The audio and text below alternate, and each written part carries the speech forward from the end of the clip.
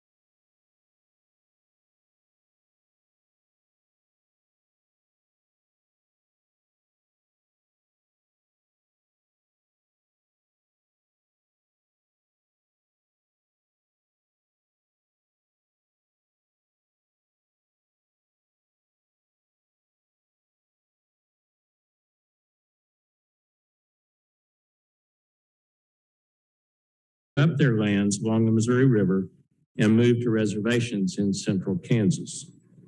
In addition, the Wyandot tribe, whose original lands extended along Lake Ontario, steadily moved west until they were forcibly moved by the promise of 148,000 acres of free land west of the Mississippi River. That promise was an empty one.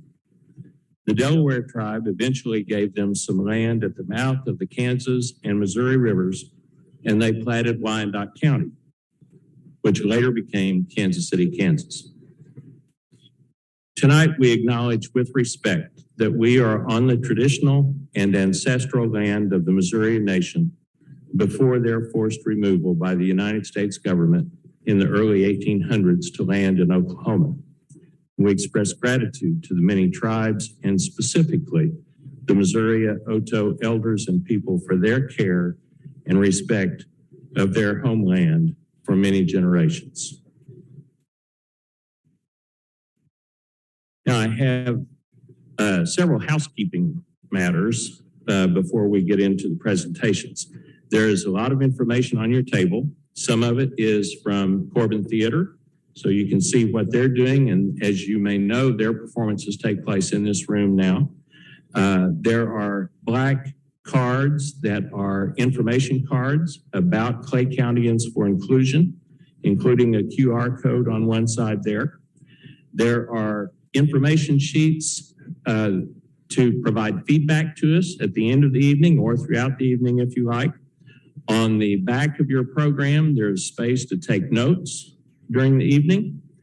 There are cards, 3x5 cards that are blank. If you have questions during the first presentation, you can jot those questions down. Somebody will hopefully come by and pick those up, and we will address the ones we can, given the time limits that we have. There is water in the back of the room, if you'd like that to accompany your Halloween candy this evening. And we're looking forward to a wonderful, wonderful evening. Our first presentation will be from Liberty Public Schools and their equity journey. Presenting tonight will be Dr. Jeremy Tucker and Dr. Andrea Dixon-Seahorn. Dr. Tucker has served as superintendent of Liberty Schools since 2014. He earned his bachelor's degree from Evangel University, his master's at Southwest Baptist University, and his doctorate from St. Louis University. Dr. Andrea Dixon-Seahorn is Chief Equity Officer for the Liberty Schools. She earned her bachelor's degree at UMKC her master's at the University of Missouri-Columbia, and her doctorate from William Woods University. Now let's welcome Dr. Tucker and Dr. Dixon-Seahorn.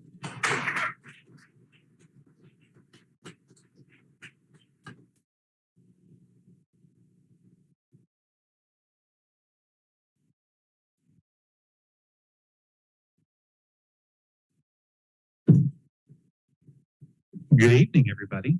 Thank you for the invitation to be with you all this evening. I'm going to follow suit and unmask from a distance, if that's okay.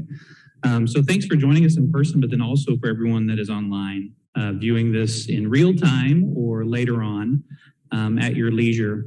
As I was thinking about this evening, I think it was probably about 7 or 8 years ago that I first met Dr. Salih and his wife. Where they hosted a gathering at their home when he was at William Jewell College. And it was really for the purpose of meeting the new guy in Liberty, but then also really emphasizing the importance of partnership, but more importantly, community. And so I appreciate the invitation to be here this evening and share a little bit about the work that we've been involved in over the last several years. And I always love the opportunity to come to the Garrison School. As a former history teacher, I know one afternoon I called up Mr. Bird and I said, hey, is there a way I could sneak into the Garrison School? Because we were getting ready for a leadership training and I didn't know much about the Garrison School at the time. And I said, I want to do a scavenger hunt and I want to do it in the Garrison School. And I want our team, our leaders, to learn a little bit about our history. It was fascinating to bring people in.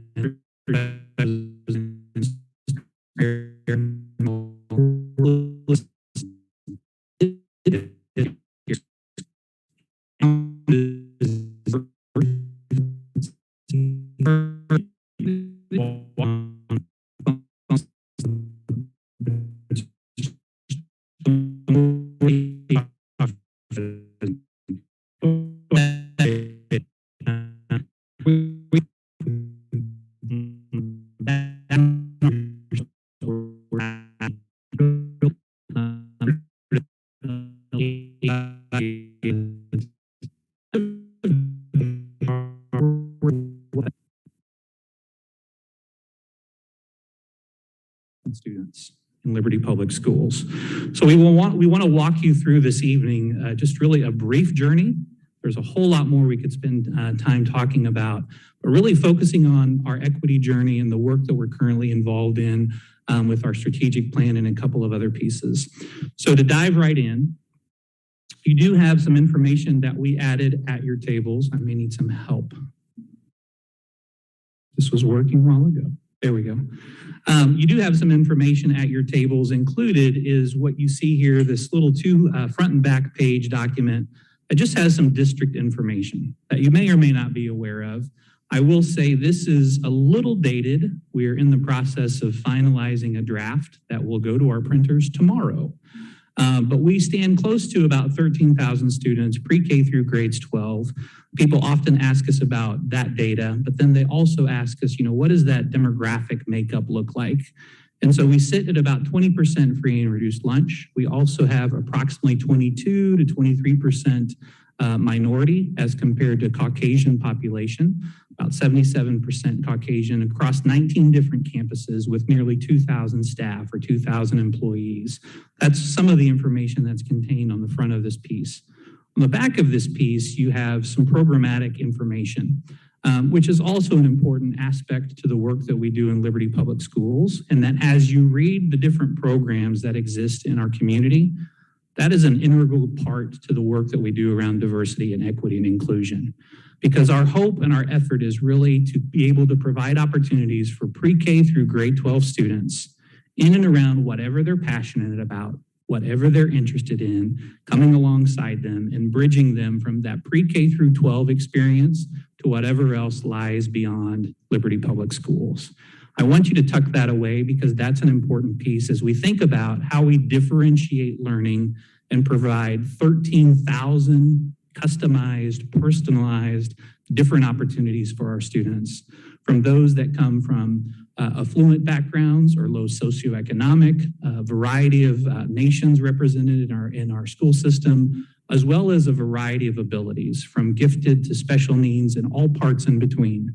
That's really what we want to focus on this evening in service to our learners. To take that a step further, wanted to go to the next slide and share kind of our journey. As I entered Liberty Public Schools in our community about 8 years ago, I wanted to try to capture the essence of who we are as a community, and these specific images stood out to me at that time. At that time, we focused on 3 key words, and that was to inspire, invest, and innovate. And I was getting acclimated to Liberty Public Schools and our city, our community, the east and the west side around Clay County and so forth. These images helped shape who we are and what we're about as a community. From that downtown atmosphere that we see off the square, not too far from here. Next to that was an industrial facility that I got to view and tour that, showcased some high-tech technologies and opportunities that are available to us right in our backyard that many people may not know about. That community and partnership aspect that we have for a long time with William Jewell College and that higher education portion that many of our students go on to a 2 or 4 year institution, but then also the opportunities we provide our students through a variety of fine arts activities, athletic opportunities, just a myriad of things that are afforded to our students. That middle portion is students working in the business sector that are experiencing real-world learning opportunities that then they can explore and experience beyond high school, and engaging them with business partners, with mentors, with community members across a variety of sectors. And then lastly, that scene of Kansas City that really kind of brings the importance of being part of a region and all that our region has to offer us. As I've shared with these kind of pictures or images with our community in the past, for me, 8 years ago, it really helped me understand that we're kind of a unique, dynamic, complex composition in our community with a tremendous history and a tremendous future. We've since moved from this a little bit in how we're messaging and how we're kind of thinking about the future within Liberty Public Schools, which I wanted to share as well. You can move on to the next slide. So over the course of the last 8 years, I've really floated in and out of 2 kind of guiding questions. 8 years ago, it was this question: what does it mean to be learner-centered? And I started asking our community these questions and meeting with various stakeholders, whether it was our Board of Education, our staff, our teachers, our district leadership team, which includes our principals and directors. And we started answering this question. And so in your mind, if you'll picture for a quick moment, 3 concentric circles. At the center of that concentric circle is every single learner, surrounded by Liberty Public Schools, and then that last tier being our Liberty community. And so we started answering this question and developed the attributes of a learner. And it ranged from gender to background to grade level to ability, you name it. That's kind of that learner at the center. And then surrounded by the school system as it relates to all the programs and all the supports that we have in place for 13,000 students. And then on the periphery, we started identifying what are those characteristics of our community that serve to support our learners. Through that process, we identified several priorities that we wanted to embark upon in thinking about strategic planning and the work of our district a little differently.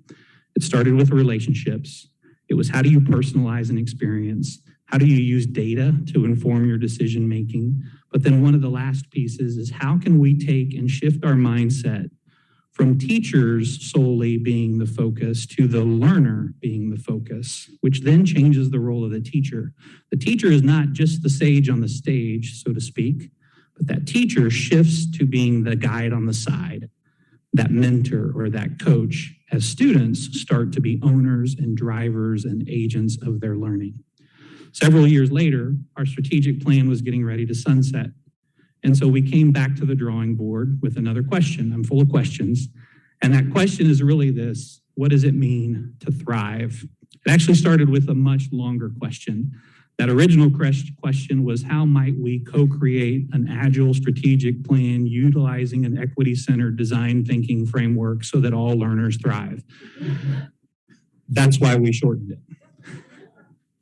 But the reason why that particular word, thrive, stood out to me is, as I was thinking about how do you move our community and our district forward toward this learner-centered mindset, which is about every single student, not just aiming for the middle.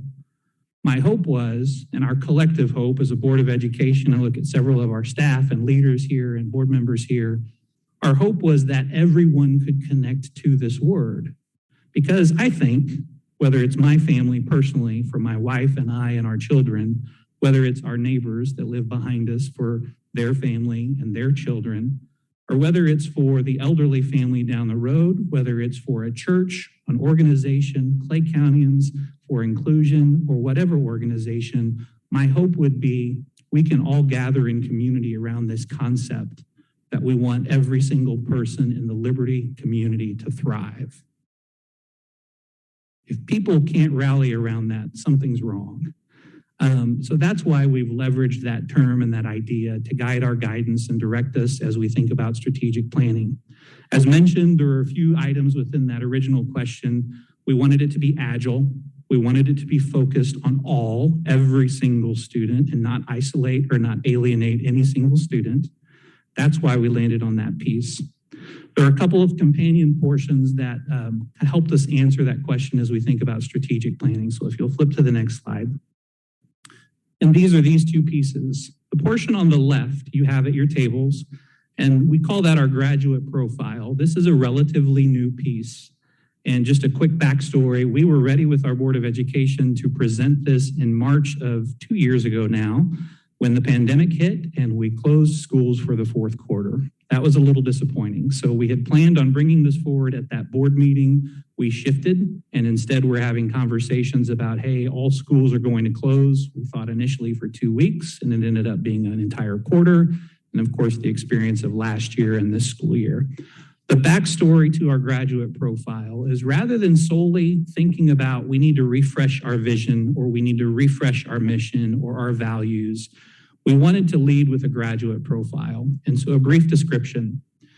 We visited with our community, from our students to our parents to business leaders to employees of our district, teachers, and the like. And we asked questions in and around what are those skills and dispositions that we feel our graduates need in order to be successful in life, whatever they choose to pursue. And this is what surfaced. And so we identified 5 key areas with the help of a consultant. Those areas are academic, cultural, personal, professional, and entrepreneurial. Each of those areas is defined, as you can see on this item. Below the definition are the key skills and dispositions that were identified or that surfaced through everyone in our community's input that participated on what we feel our learners need. Pre-K through grades 12, but ultimately as they walk across the stage to receive a diploma, they're not only equipped with that academic content, but they're equipped with a lot of these skills and dispositions. That was the first piece. Quite honestly, identifying those areas is the easy work. The more difficult work is trying to figure out how that connects to grade levels in different ways, from pre-K all the way through 12th grade. We'll talk about that in just a moment. The second piece was identifying our strategic plan areas of focus. And there are 5 areas that we'll speak about in just a moment. But we wanted to be able to tell the story that if we've identified the right work and we have the plans in place to effectuate that work, what might it look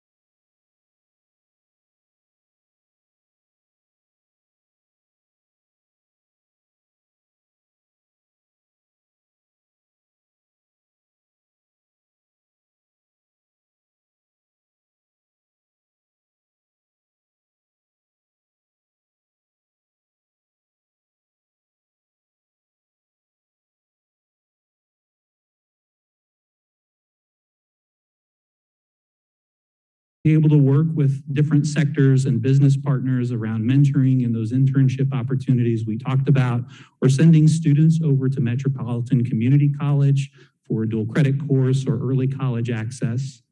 In addition, project-based learning that rounds out the teaching category.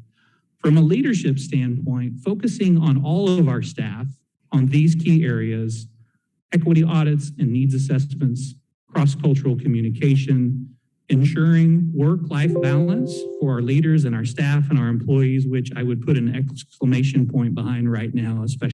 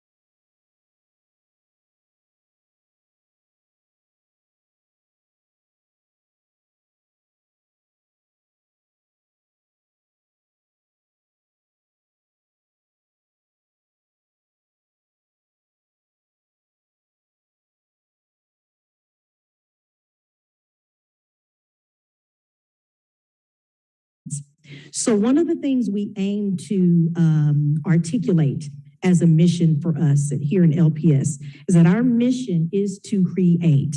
That means you got to do it on purpose, right? With intentionality, to create a more diverse, equitable, and inclusive organizational culture. And culture, by the way, is a word that really means this is what we do here. Okay? I'm getting the bobbleheads right there. So you're connecting with me. I love it.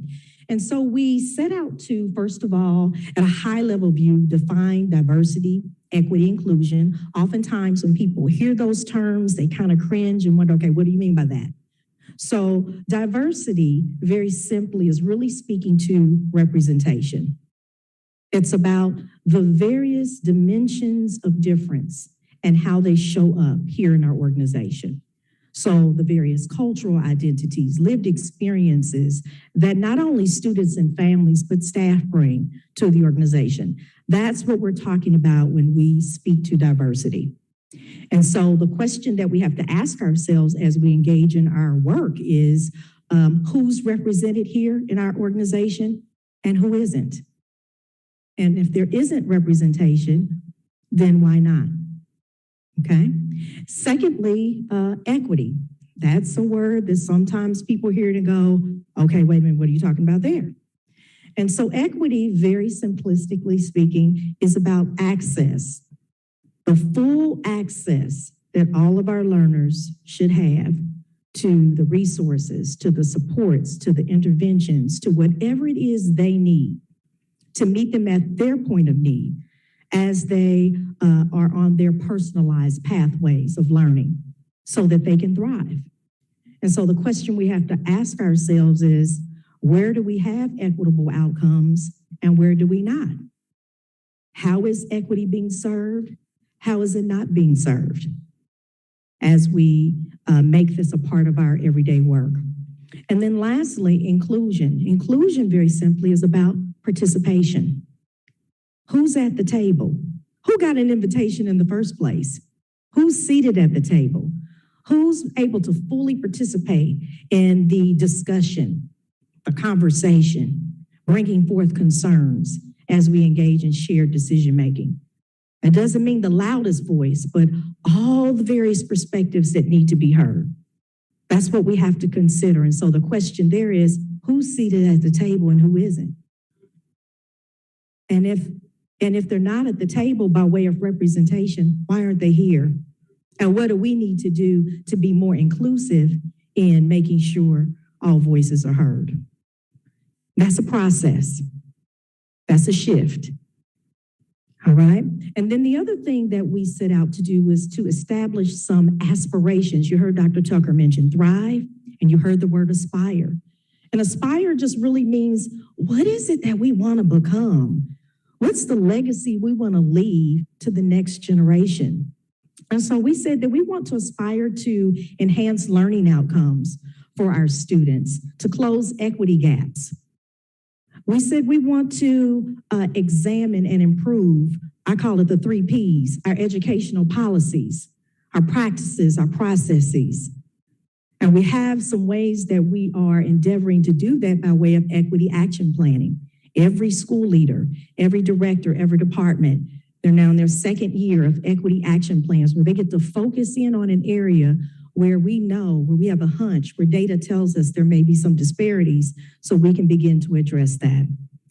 Next, implementing culturally responsive practices, and not just teaching practices, but even leadership practices.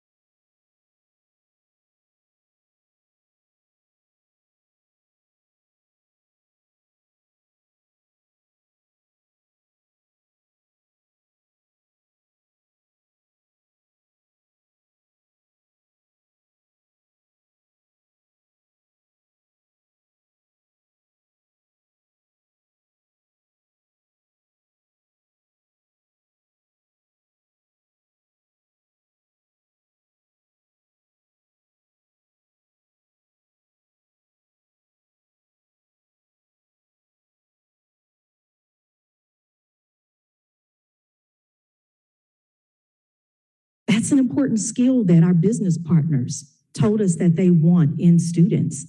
And so we are working on that. So that's really about cultural competence. It's being empathetic, an active listener. It's being able to be engaged in the moment, being able to have discourse with others. Sometimes we have to agree to disagree, but it's being able to, no matter who you interact with, that you can find some kind of common ground. Because we actually have more in common than different if we take the time to get to know one another. And then being civically and globally aware. And if you go to the last slide that I'm responsible for, that leads us to the work that we are just at this point embedding in what we do every day. And that is about creating a sense of belonging. And so this is now our foundational text. I have it here with me. I keep this book with me. It just goes everywhere I go. And what I love about this text, it is co-authored by Dr. Floyd Cobb and John Crownapple, Belonging Through a Culture of Dignity. And every single person in this room is worthy of dignity.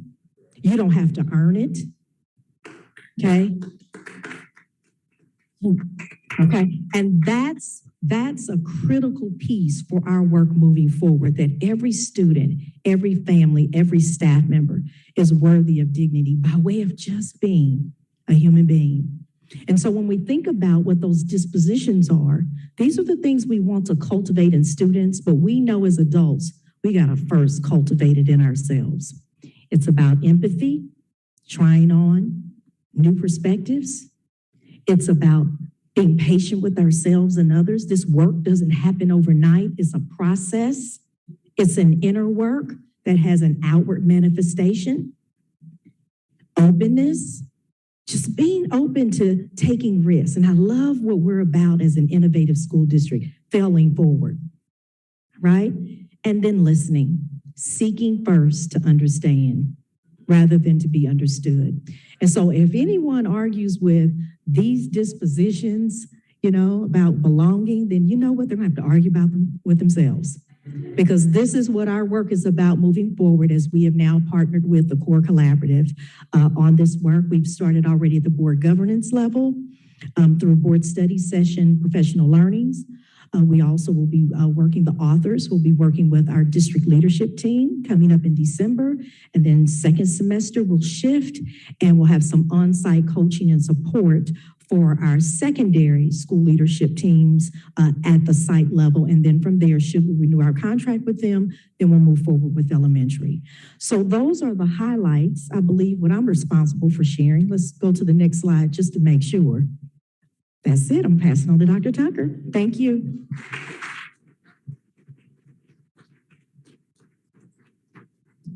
What Dr. Salee did not share is that both Drs. Dixon-Seahorn and myself have like church backgrounds, so we can go all night.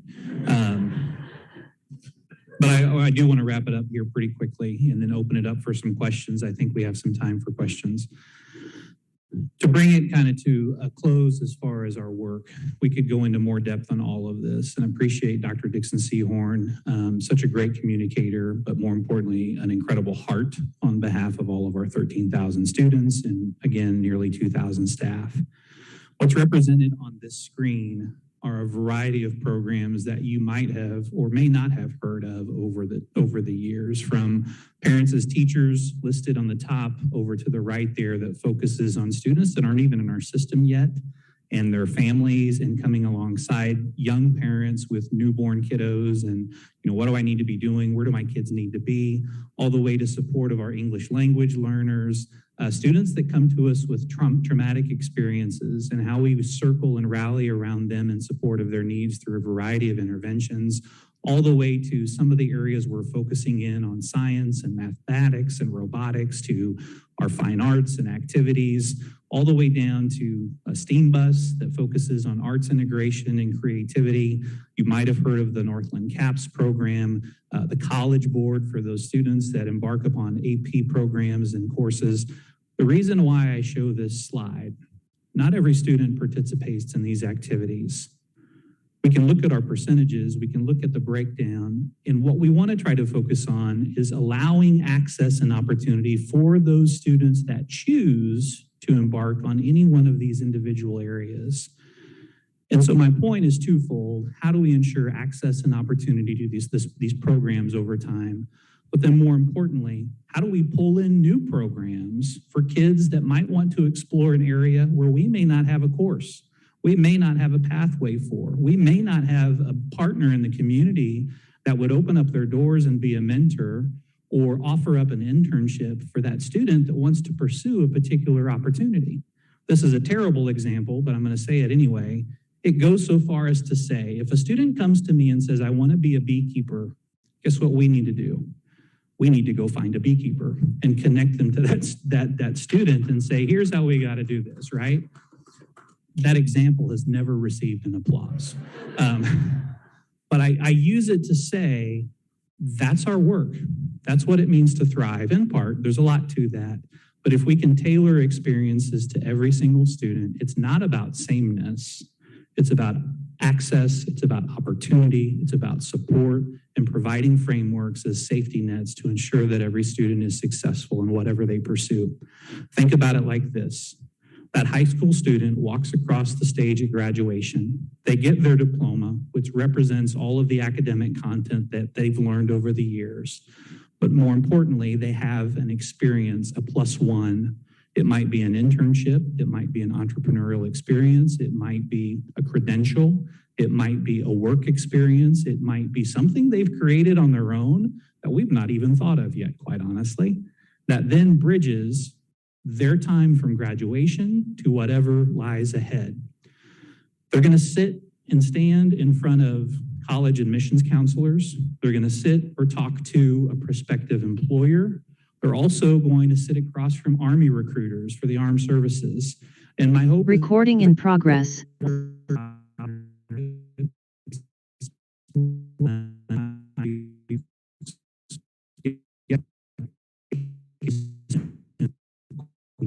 Recording stopped.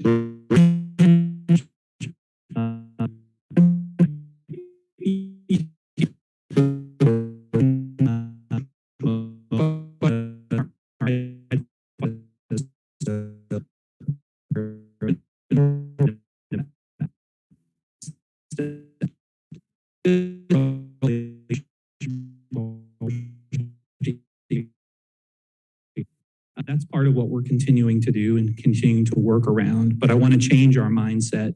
Some of these may not have a hard metric to them. So the question for the student is, okay, here's the disposition or the skill. Show us how you, as a student, have actually applied that to your learning. That then thinking about it, what it looks like from a metric standpoint, it might actually be a portfolio.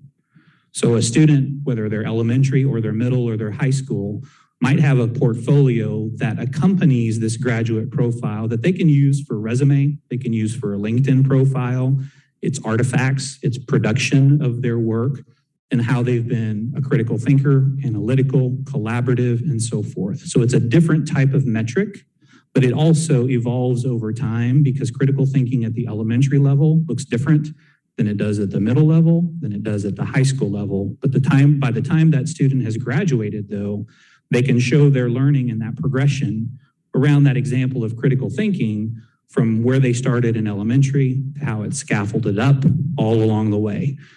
With it culminating in, I worked with, I'll use J.E. Dunn. I worked with J.E. Dunn in an internship, and here's how they asked me to be analytical. Here's the Excel sheets that I developed or the reporting that I developed for that internship experience. I say that to say the majority of these will be more of a portfolio as compared to a hard metric. Some of our other metrics show up in our strategic plan work and some of those other plans. So that's how we're thinking about it so far. Does that answer your question? Okay. Any other questions? Yes, ma'am. One is, how is curriculum changing to reflect this more inclusive mindset? How is curriculum changing to reflect this more inclusive mindset? I'll give that a run and then turn it over to Dr. Dixon-Seahorn as well. So the idea with curriculum adjusting, so standards continue to drive our work. So Missouri has the Missouri Learning Standards across every academic content area and across every grade level. Where we have the flexibility as teachers, and we have some teachers here, is in our resource adoption. What resources are we incorporating? But then at the same time, where it hits the road is really that teacher and how they disseminate those standards. So our hope is to be able to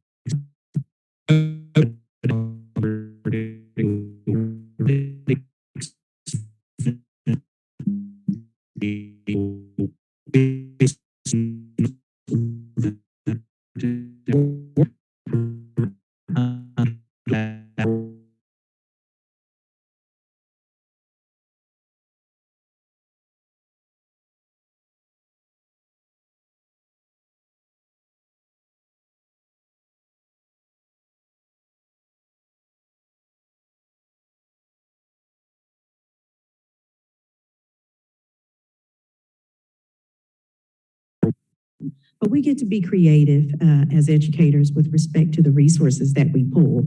So one of the things we do have going on actively right now is the establishment of a curriculum audit task force.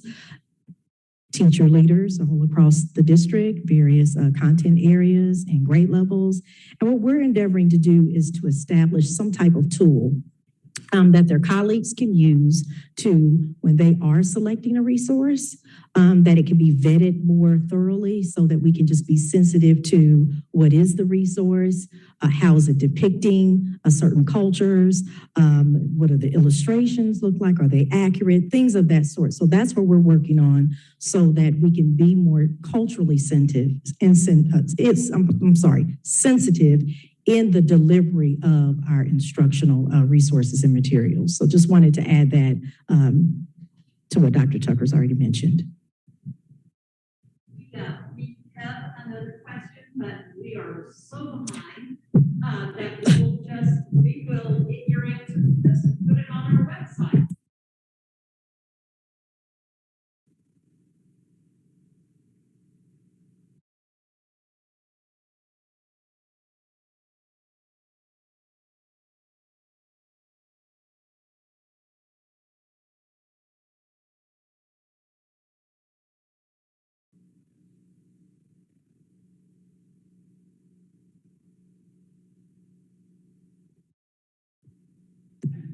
How about now?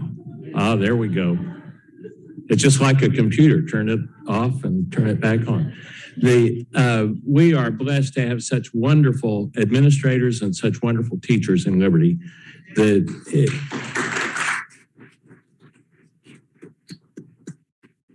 We could hardly do better. You know, one of the things I always felt like as an educator in my career was one of the most valuable traits of a teacher was that ability to see in a student what that student had not yet seen himself or herself. To see in that student what they could be, what they could do, and help them to understand that and to become the best that they could become. And Liberty is filled with teachers and administrators just exactly like that. We're so grateful to be here in this community. Another teacher who is just like that is Laura Barge. She's going to join us now with Laura, and two of her student musicians are going to join us. And Laura's going to accompany, and our students are going to sing individually, not a duet. Chase Curtis is going to sing first. She's a sixth grader at Liberty Middle School. She has recorded 6 original instrumental and/or vocal compositions. And she regularly sings in church, and just in September was named Student of the Month based on respect for others and acceptance of others. Tonight, she's going to sing Truth Be Told. And then after Chase, Grace Fisher is going to sing. She's a junior at Liberty High School, has been a performer in numerous plays and musicals, recently nominated for a Kansas City Blue Star Award as Best Actress as the baker's wife in Into the Woods. She was also recently selected to the Missouri All-State Choir, and she will sing The Man in the Mirror. Laura and Chase to start.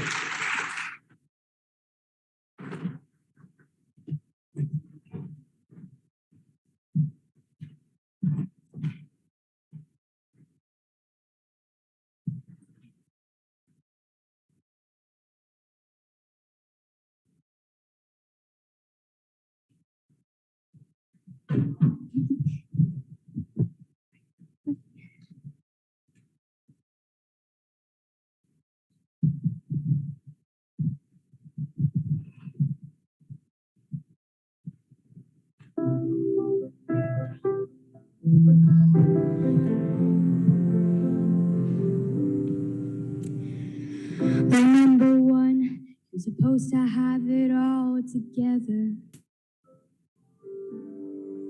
And when they ask how you're doing, just smile and tell them never better. Line Number two, everybody's life is perfect except yours.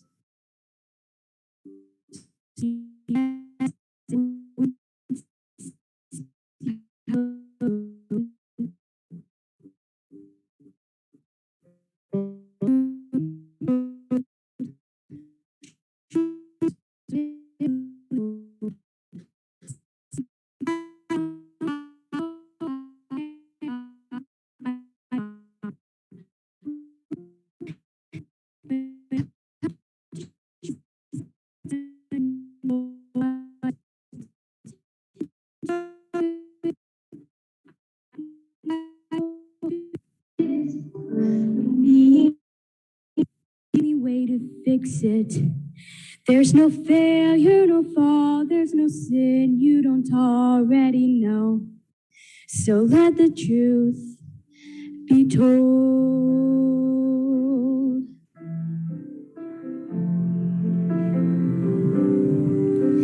There's a sign on the door, says come as you are, but I doubt it. 'Cause if we lived like that was true, every Sunday morning pew would be crowded. But didn't you say church should look more like a hospital? A safe place for the sick, the sinner and the scarred and the prodigals like me. But truth be told, the truth is rarely told. I say I'm fine, yeah, I'm fine, oh, I'm fine, hey, I'm fine, but I'm not. I'm broken, and when it's out of control, I say it's under control, but it's not, and you know it. I don't know why it's so hard to admit it, when being honest is the only way to fix it. There's no failure, no fall, there's no sin you don't already know. So let the truth be told. Can I really stand here unashamed, knowing that your love for me won't change? Oh God, if that's really true, then let the truth be told. I say I'm fine, yeah, I'm fine, oh, I'm fine, hey, I'm fine, but I'm not. I'm broken, and when it's out of control, I say it's under control, but it's not, and you know it. I don't know why it's so hard to admit it, when being honest is the only way to fix it. There's no failure, no fall, there's no sin you don't already know. Yeah, I know.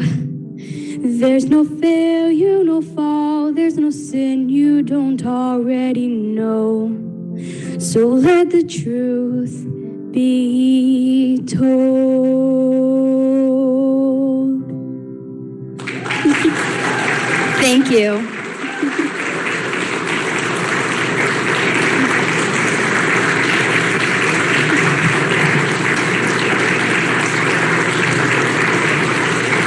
Thank you guys so much. I really appreciate it. Thank you.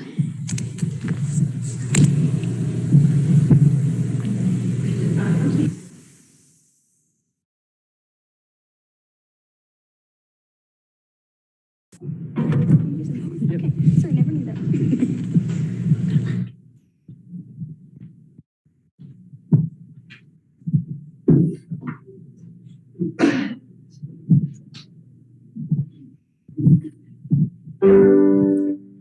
I'm gonna make a change for once in my life. It's gonna feel real good, gonna make a difference, gonna make it right. As I turn up the collar on my favorite winter coat, these winds are blowing my mind. I see the kids in the street with not a thing to eat. Who am I to be blind, pretending not to see their need? A summer's disregard, a broken bottle top, and one man's soul. They follow each other on the wind, you know, 'cause they got nowhere to go. That's why I want you to know I'm starting with the man in the mirror. I'm asking him to change his ways. No message could have been any clearer. If you want to make the world a better place, take a look in yourself and then make the change.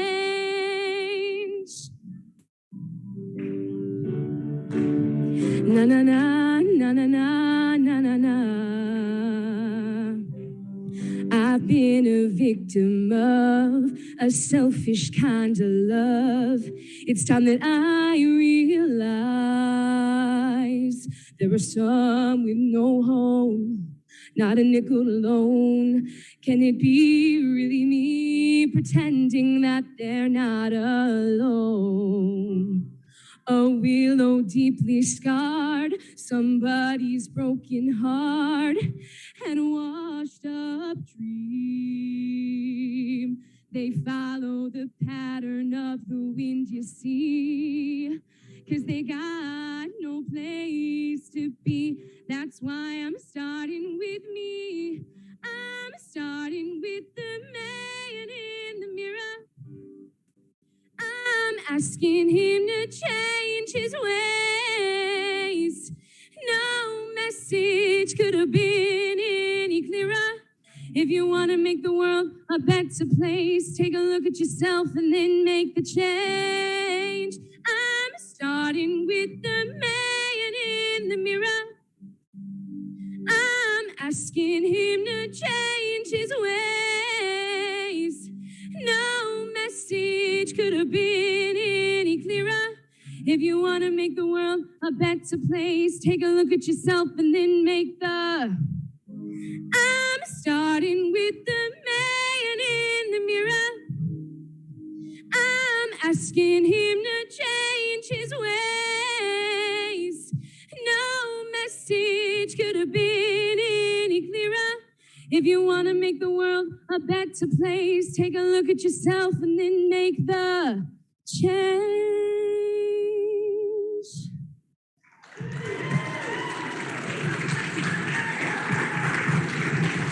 Thank you.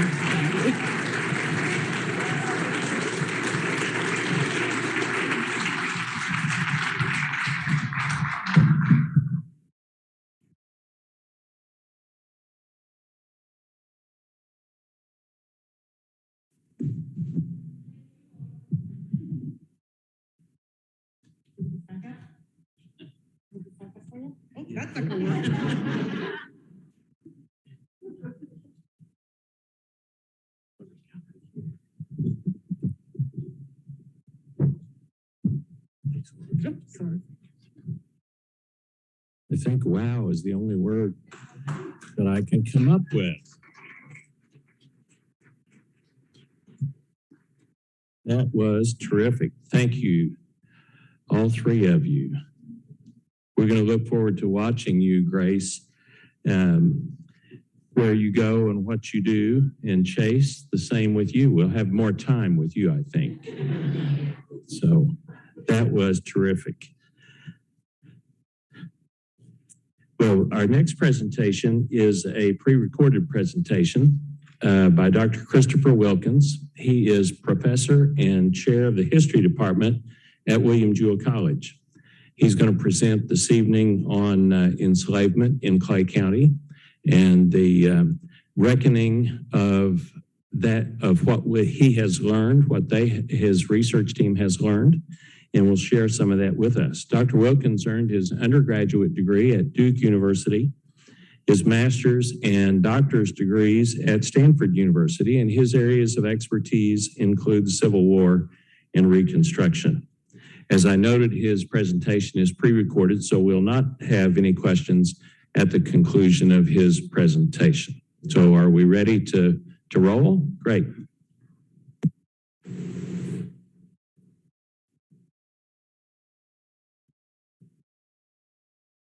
I'd like to begin by thanking Clay County's inclusion for the opportunity to speak with you all tonight. I think that the work you are doing is incredibly important and needs to be done, and I'm happy to help with that however I can. I also need to begin by apologizing directly to Marty Jacobs. Marty, I know that I told you I would keep my presentation under 25 minutes. I tried, I failed. So if you need to cut me off exactly 25 minutes, I understand. One of the reasons why I recorded my lecture is so that people can go back and watch it later if they want to, especially if I'm speaking too quickly or being unclear. Another thing I want to acknowledge is that I will often be speaking in a robotic voice that one often uses when you're reading text directly off of a computer screen. I am doing that because there's so much information I want to convey, and I want to make sure that I get everything right. So even if the presentation itself, in terms of the delivery, is not compelling, I hope that the content will, at the very least, engage your attention. So there we go. There are three major topics I'm going to focus on. One is pro-slavery past Clay County English College. The second is how I teach those things to my students. And the third is why I think studying slavery is important. I am an associate professor and chair of the Department of History at Jewell. I've taught at Jewell for the past decade. And before that, I earned my PhD in history at Stanford. I am an historian of slavery and anti-slavery movements. I study how pro-slavery societies are built and maintained, how abolitionist movements try to destroy them, clear away the rubble, and build something better in their place, but how often pro-slavery factions, even after the formal abolition of slavery, continue to fight to maintain the economic and racial order at the heart of the slave system, and often succeed and perpetuate the legacies of slavery for generation after generation. And I studied how present-day public history initiatives focused on a community's pro-slavery past can be useful in promoting inclusion in that community if the investigations are carried out and the history is told in a completely honest way. What I'll focus on tonight is an account of work I've done over the past year with an independent group of Jewell students, alumni, and faculty who are dedicated to uncovering slavery's influence in the early history of Jewell. Operating in the title of the Slavery, Memory, and Justice Project, our mission is to tell the full, uncompromising truth about that history and educate others about it because we believe it will promote inclusion in our community. Our work is definitely relevant to the mission of Clay County's inclusion. Regarding how relevant it is to the equity effort of Liberty Public Schools, I need to underline a word I mentioned earlier: independent. None of the work that the Jewell students, alumni, and I have done is connected to or has been carried out in any way in collaboration with Liberty Public Schools, the Jewell administration, or any other group. So if you are a parent alarmed that your children are going to be taught what you hear in tonight's lecture, I do not think that will happen. And maybe that is as it should be. I don't know when students are old enough to learn the reality of slavery, to learn about how brutal it was. It's a heavy history. Adults should be ready. College students are ready. I've seen that. Before that age, I don't know. Many people will not want these things talked about at all, but others may say, good work. Our community needs to know about slavery's profound hold on our history.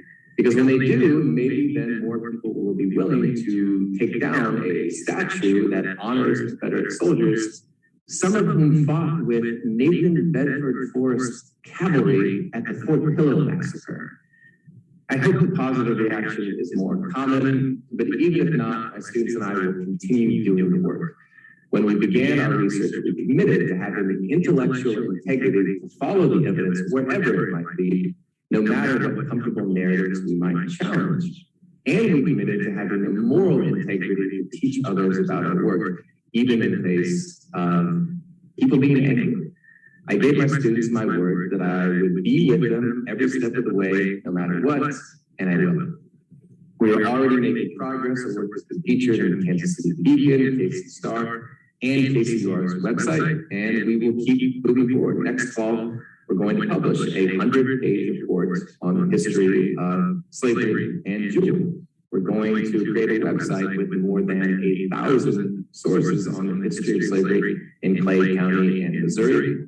We are going to make a series of documentaries highlighting students' work and providing them a platform to share their views on how our community should engage our history. We should pay attention to students' views and not dismiss them because they come from young people. I have often found that older people have just as many bad ideas as students. That doesn't mean that we should listen to older people. We should listen to young people as well. These are people who deserve to have their voices heard and not dismissed because they're young or because people are afraid that they're going to be too radical in their views. We're also researching the identity of the hundreds of enslaved people whom Jewell's founders exploited to create the wealth used to found the college. Currently, we have over 150 names. Honoring individuals whose coerced labor provided the money that enabled the founding of the college, that's the right thing to do. And I'm writing a book on my experience teaching this material. Many people may be sympathetic to the work that I mentioned. Others may think it is a terrible idea, but I'm encouraging students to be honest and think critically about the past, including that of the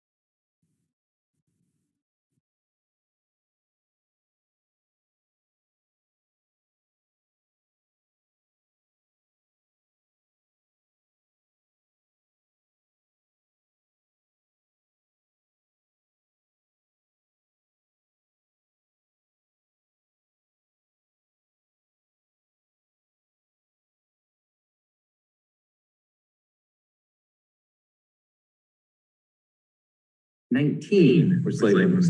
Of the 56 founders and trustees of Williams College, 50 were slave owners, 89%. If we try to explain that away by saying that's just the way things were, many people in Missouri owned slaves, no, 3% of white Missourians in 1850 were slave owners. To be sure, a better measure of directly benefiting from slavery would be how many people lived in slaveholding households. But even with that more expansive measure, only 1 in 8 white Missouri families owned slaves. But again, looking big picture, in addition to that, many people rented slaves that benefited from slavery in that way, and they aspired to join the slaveholding class. And the large majority of white Missourians supported slavery. But my point is that the extent to which almost all of Jewell's founders and early trustees personally benefited from slavery, and in many cases were strongly invested in maintaining the institution, was much greater than white Missourians as a whole. And we know that a very significant amount of wealth used by Jewell's founders to establish and support the college came from owning and exploiting enslaved people. We then wanted to know how many enslaved people were being exploited by the founders to provide a significant amount of the college's financial foundation. After a great deal of research, we found that in the decades of leading up to the Civil War, the founders, early trustees, and major financial backers of Williams College owned and acquired wealth from the enslavement and exploitation of more than 700 African American men, women, and children. The founders made money in other ways, including as doctors, lawyers, bankers, merchants, and invested in land. But many of the wealthiest founders and the most generous donors were large-scale farmers who owned a dozen or more enslaved people and acquired most of their wealth by forcing those enslaved people to perform backbreaking agricultural labor. Williams College was built on the backs of enslaved people. Now, you might ask, why pick on Jewell?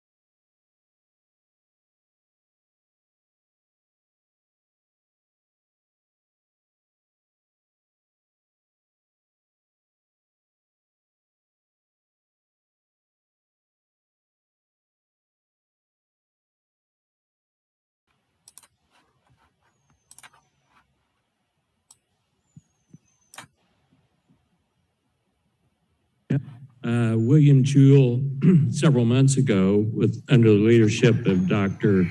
Elizabeth McLeod Walls, established a racial reconciliation commission to address the research that has indicated the prevalence of slavery around the founding of the college. That commission is currently meeting and attempting to figure out what to do with the research and what to do about the history that has been uncovered. So that is in process and probably will be for another several months.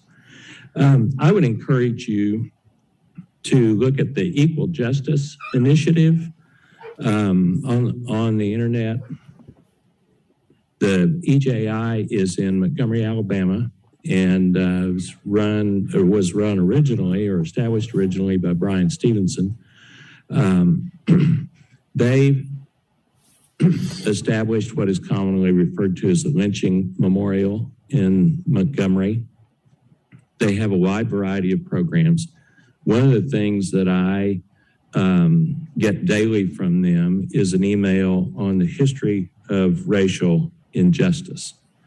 And I find it to be, and it's a daily calendar. That is, I got one today that told me what happened on October 28th, 1958 in North Carolina.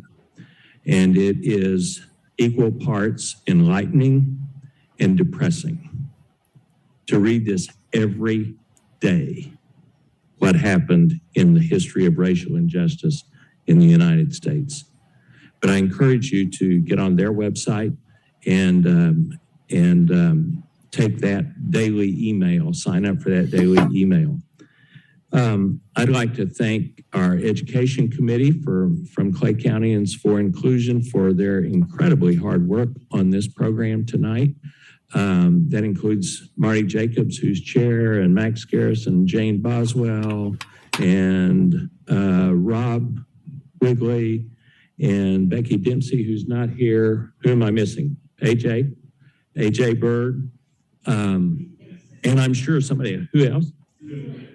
Oh, Susan Lynn, right there. Thank you. That's the problem when you start listing people. You always fail to mention someone. They did a marvelous job. It took a huge effort to put this on tonight.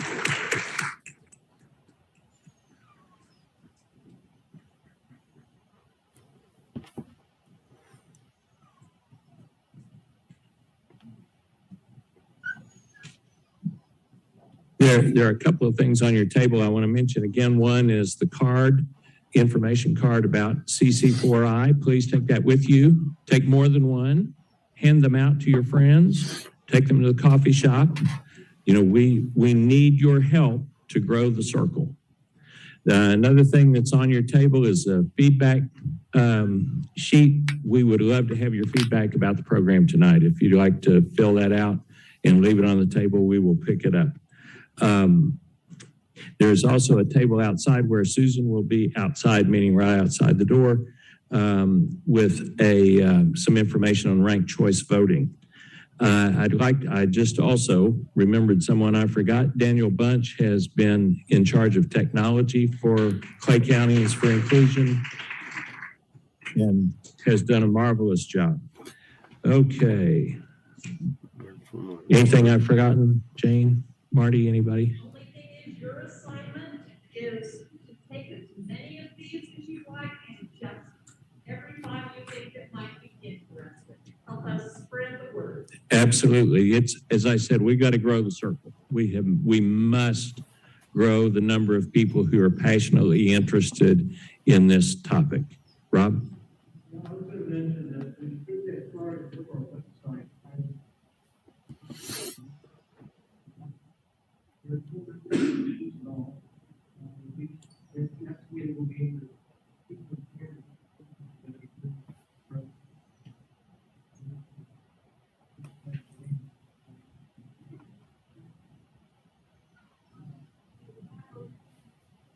Yeah, we're at about 250 members right now, and we need more.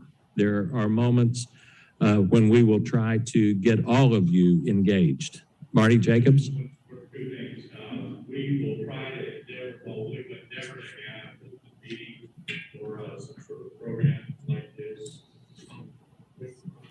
have a list of things, government presents, so just pay attention to that website.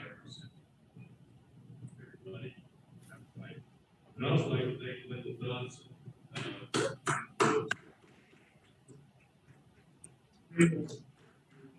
Technology night, that was a very monumental task, so they are here to help us put this out in the world. So thank you. Yes. And another word of thanks to Laura for your work on the sound tonight. So, okay. Dr. Wilkins' presentation will be on the website in the next couple of days. Yes, and we will have, we recorded the entire event tonight, and we will also put it out, make it available as well. Okay? All right, great. Thank you for being here, and good night.